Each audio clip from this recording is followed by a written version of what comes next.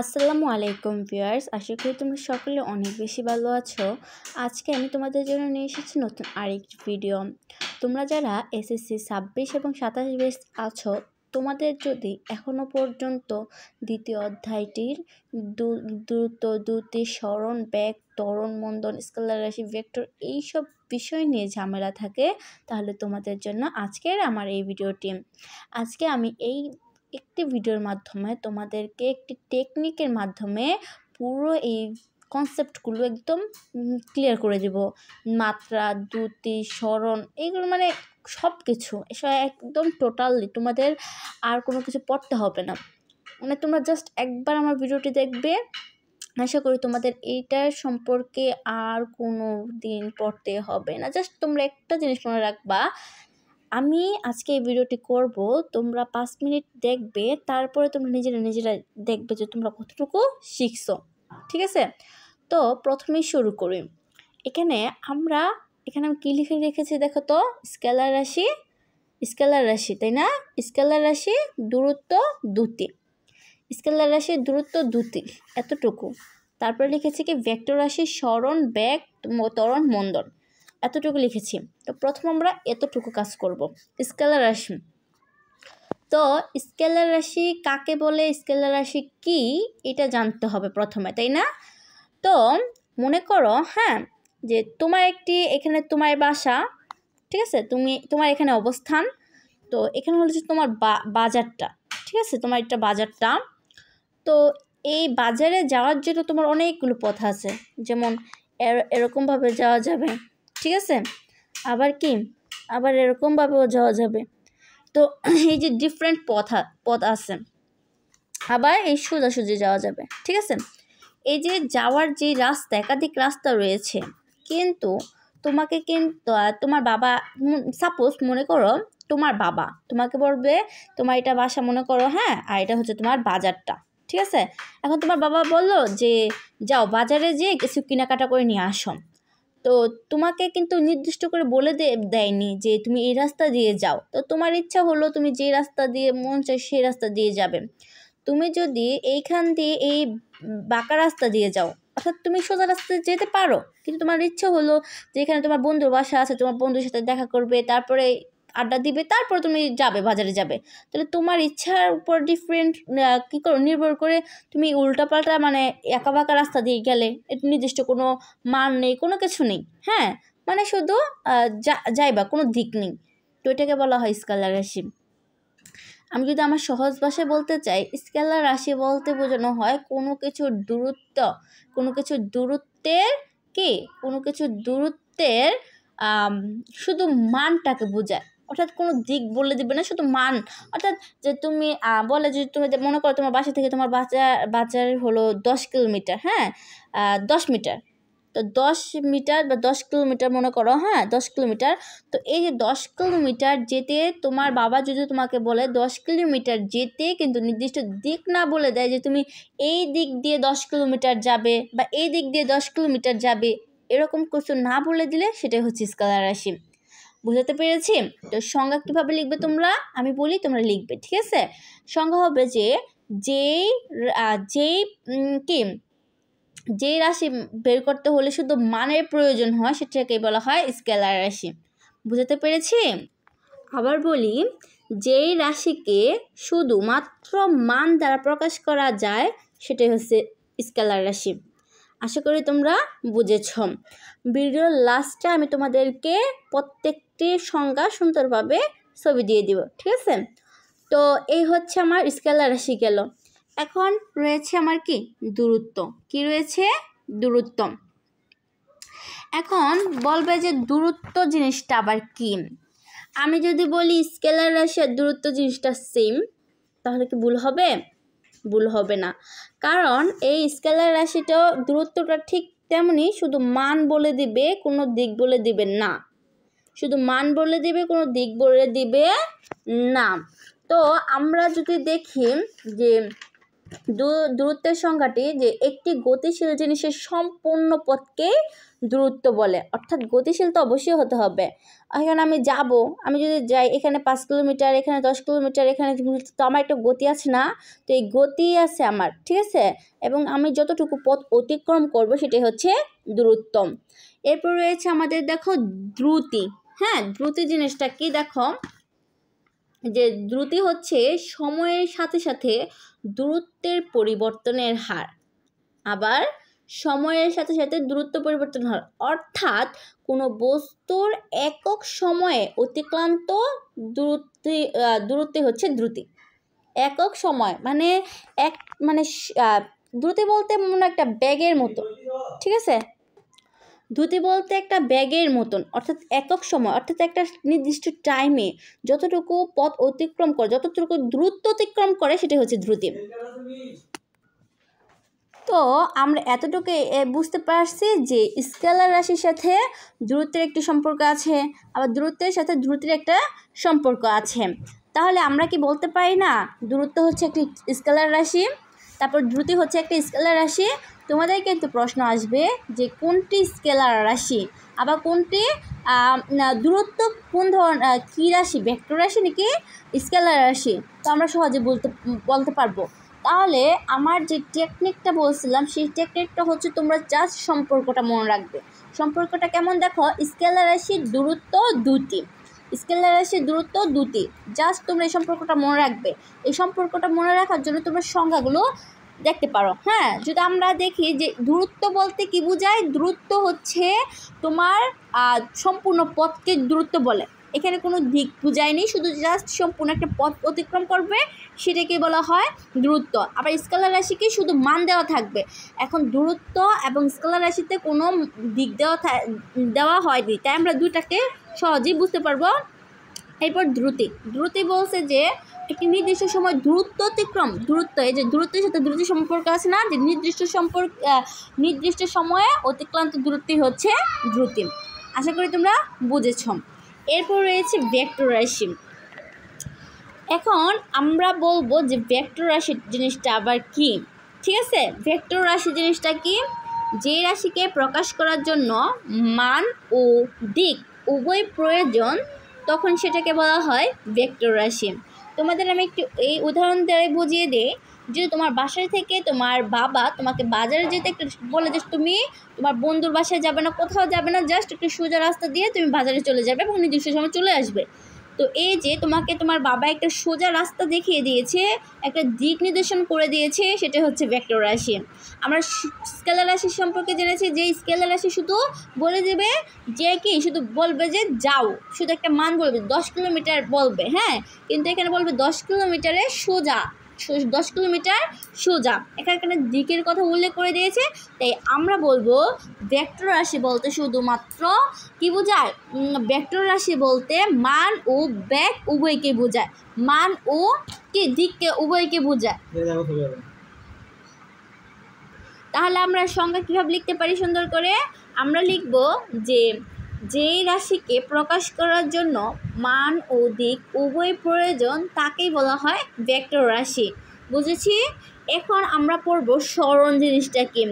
আমি তোমাদের বলি যে দূরত্ব এবং সরণের সাথে রয়েছে খুব একটি ঘনিষ্ঠ সম্পর্ক।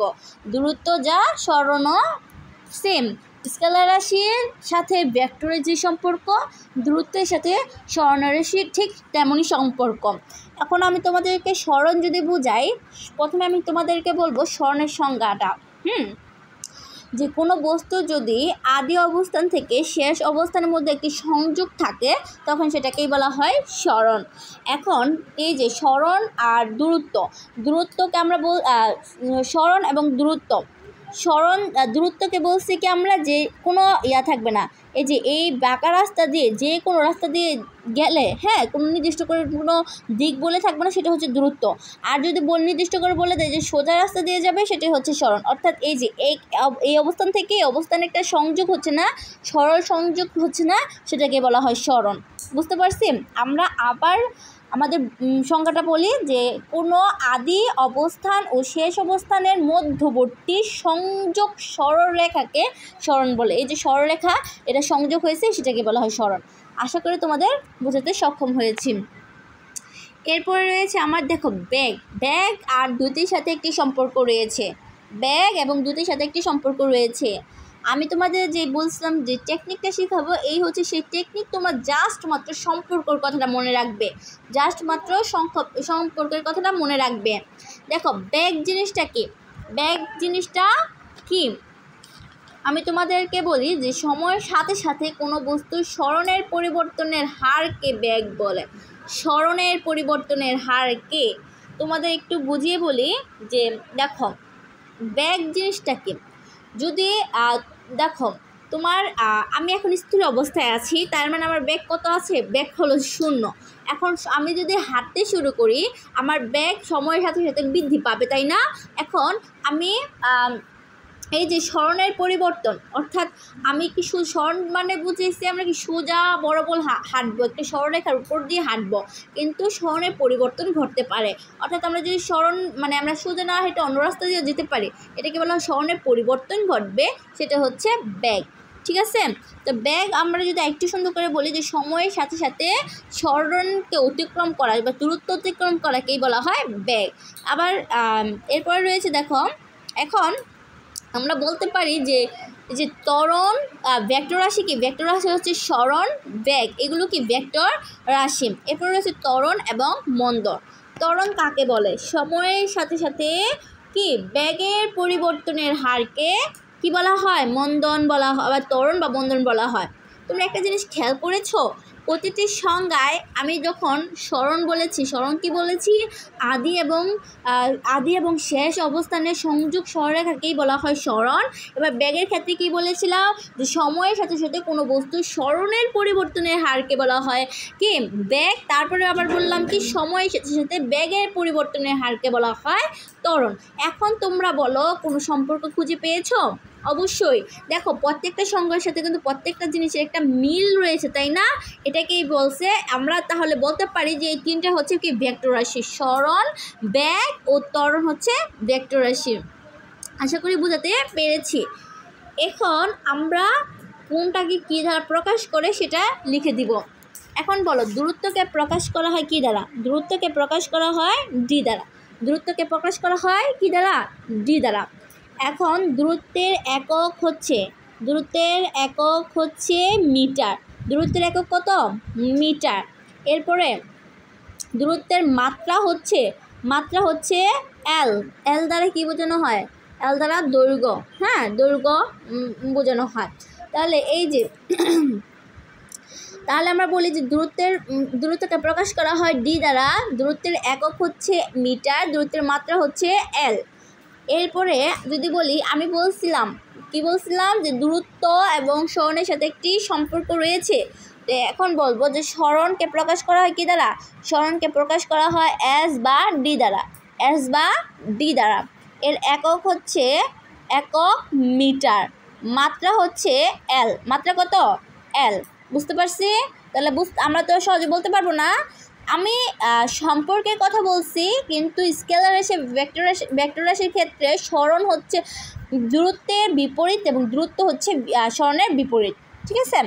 এরপর রয়েছে দ্রুতিকে প্রকাশ করা হয় ভি দ্বারা। ভিকে লিখবো আমরা কত? দেখো ভি, আমরা ভি এর একটা সূত্র রয়েছে, মানে ব্যাগের একটা দ্রুতির সূত্র রয়েছে, এটা হচ্ছে ডি আর টি। এটা হচ্ছে দ্রুতির সূত্র। এটা কি দ্রুতির সূত্র হচ্ছে এটা।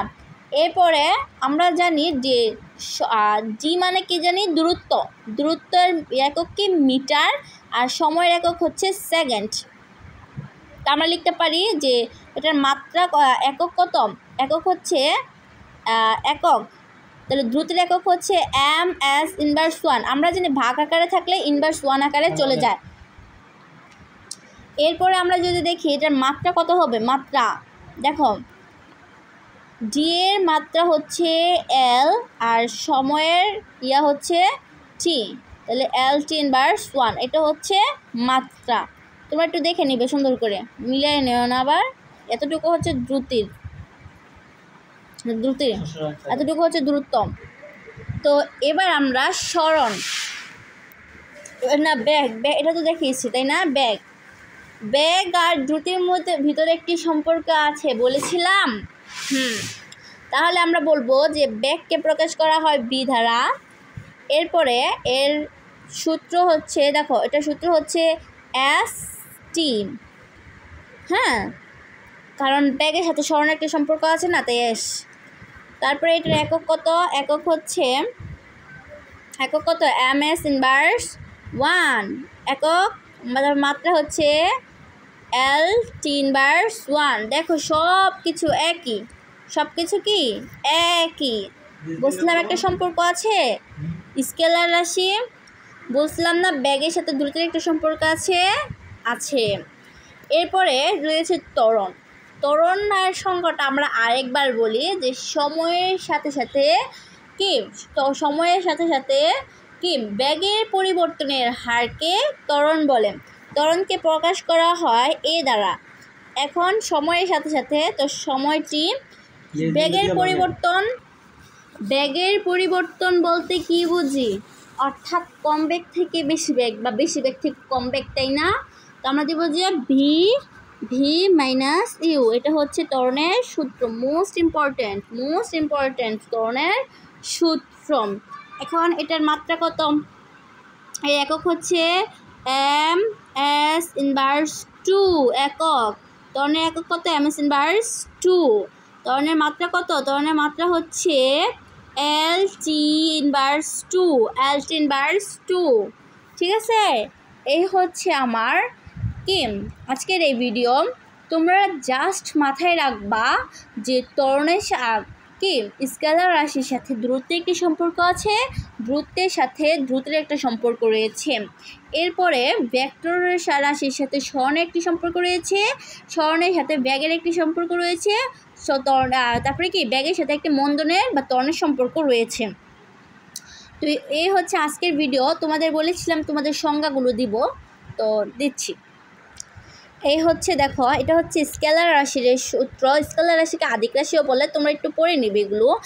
আর এর পরবর্তী ভিডিওতে আমি তোমাদের জন্য আরও কিছু গুরুত্বপূর্ণ টিপস সহকারে, টেকনিক সহকারে নিয়ে আসবো। আশা করি তোমাদের ভালো লাগবে। তোমরা জাস্ট সংজ্ঞাগুলো একবার পড়বা, দেন তোমরা এগুলো বোঝার চেষ্টা করবা। দেখবা পানি হয়ে গেছে, একদম কোনো সমস্যা থাকবে না। যদি কোনো সমস্যা থাকে, কোনো লেখা বুঝতে অসুবিধা হয়, তো অবশ্যই কমেন্ট বক্সে কমেন্ট করবা। এই তো শেষ। তো আজকে আমার ভিডিওটি ভালো লাগলে অবশ্যই লাইক কমেন্ট শেয়ার করবে। এরকম নতুন ভিডিও পেতে আমার চ্যানেলটি সাবস্ক্রাইব করবে। আল্লাহ হাফেজ।